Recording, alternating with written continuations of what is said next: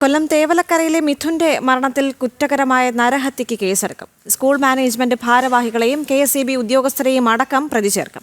ശാസ്താംകോട്ട SHOയുടെ നേതൃത്വത്തിലുള്ള 6 അംഗ പ്രത്യേക അന്വേഷണ സംഘത്തെയും രൂപീകരിച്ചു.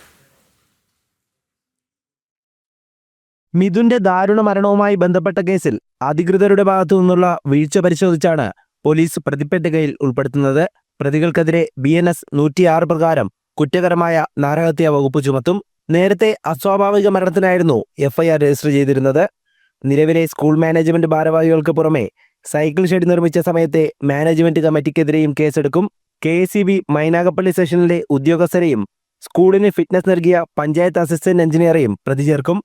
അന്വേഷണ സംഘം സ്കൂൾ മാനേജ്മെന്റ് കമ്മിറ്റി യോഗത്തിന്റെ മിനിറ്റ്സ് ബുക്ക് ശേഖരിച്ചിട്ടുണ്ട്.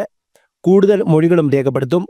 അധ്യാപകരുടെയും വിദ്യാർത്ഥികളുടെയും മൊഴി രേഖപ്പെടുത്തി തുടർ നടപടികളിലേക്ക് കടക്കും. മകൻ നഷ്ടപ്പെട്ടതിന്റെ ഞെട്ടലിൽ നിന്ന് മിഥുന്റെ കുടുംബം മുക്തമായിട്ടില്ല. വിദ്യാർത്ഥിയുടെ മരണത്തിന് പിന്നാലെ അടച്ച തേവലക്കര ഹൈസ്കൂൾ ചൊവ്വാഴ്ചയാണ് തുറക്കുക. ജനം, കൊല്ലം.